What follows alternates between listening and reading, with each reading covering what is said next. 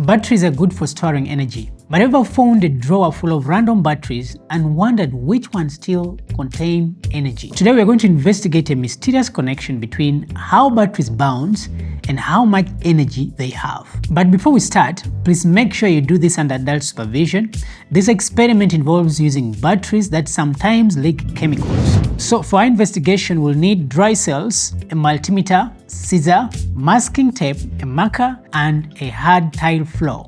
So we are going to start by measuring the voltage or energy in each of the batteries using a multimeter and label them. Here is our multimeter that we're going to use to measure the voltage or energy in our dry cells. Now think of a multimeter as a gadget that you can use to measure the energy in the different electrical components. It might be voltage, it might be resistance, it might be current flow. So we are going to use it to measure the energy in these batteries. Now, the first thing you do, you need to turn it on. Right now it is off. You see this pointer is pointing to the off mark.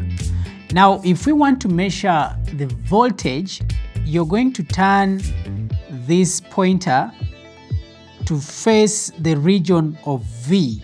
Now, you can see that there is below this, there are other values of volts in millivolts. Now, this is used to measure very low voltages. And then above this, there are 200, 1000. These are very high voltages that we don't have at the moment. So we are going to make it point about 20, in the region of 20 volts. So having done that, you're going to pick the multimeter probes. There is a red probe and then the black probe. The red probe, we are going to touch it to the positive terminal of the battery, whereas the black probe, we are going to touch it to the negative terminal of the battery. So let's pick one battery, for instance. This is a battery. Now, the flat end of the battery is a negative terminal, and then the other end is a positive terminal. So let's first do a try with this. So you're going to just make it touch like that. And as you can see, there is already some reading on that multimeter. That is a 1.57. So it is 1.57 volts. Having measured this, we are going to label this battery as 1.7 volts. That's 1.57. Then we put it aside. So we're going to do the next test on another battery. So let me pick, for instance, this. So then we shall do the same test again with the red probe on the positive terminal and then the black probe on the negative terminal. We make it touch the ends of the battery the same.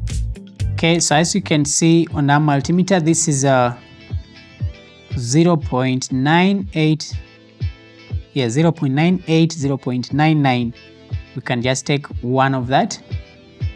So I'll do the same thing for this battery as well, 0.98. We are going to do this for about 6 batteries, 0.55. So this is 0.55. So this is 0.84. Okay, now let's do for the next one as well. This is 1.57. So this is a 0.03. That's it. We have measured the voltage in the 6 batteries that we chose and we have labeled them. Now let's move to the next part. So our next step, we are going to bounce the batteries on this hard tile floor to see which one bounces highest. Now make sure that you hold each of them at the same height level to ensure consistency. So we are going to start with our first battery.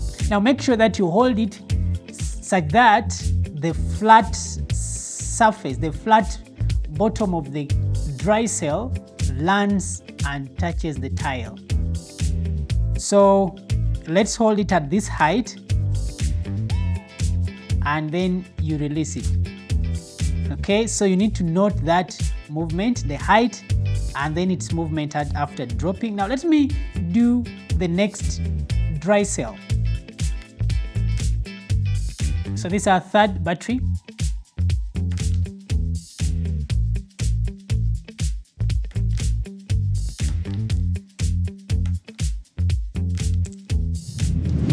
So were you able to note any differences in the bouncing of each of the batteries?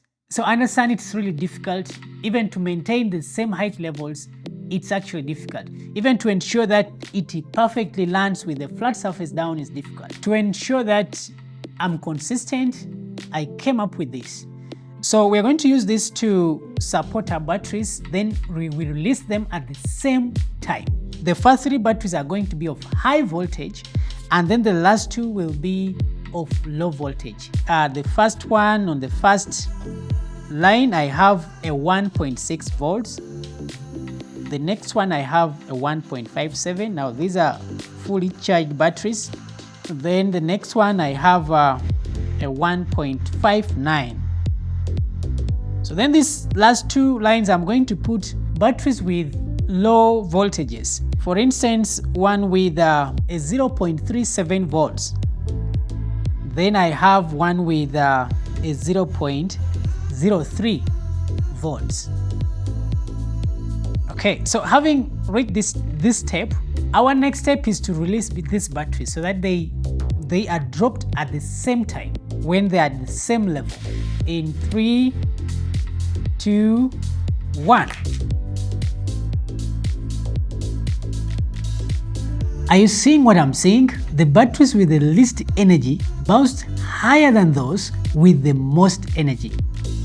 This is amazing. We have discovered that we can actually predict which batteries have more energy by how they bounce. But why does this happen? Let me explain what happens inside a battery in a simple way. Now, think of a new battery as a container that is packed with tiny balls, tightly packed together. These tiny particles are what we call the zinc particles. Now, because they are tightly packed together, these particles are not able to move freely. And that is the reason why a new battery does not bounce. But as we use the batteries to produce electricity, the zinc particles change through a chemical reaction to produce zinc oxide.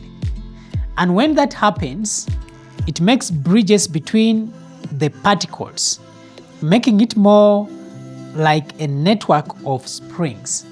And that's the reason why a used battery bounces.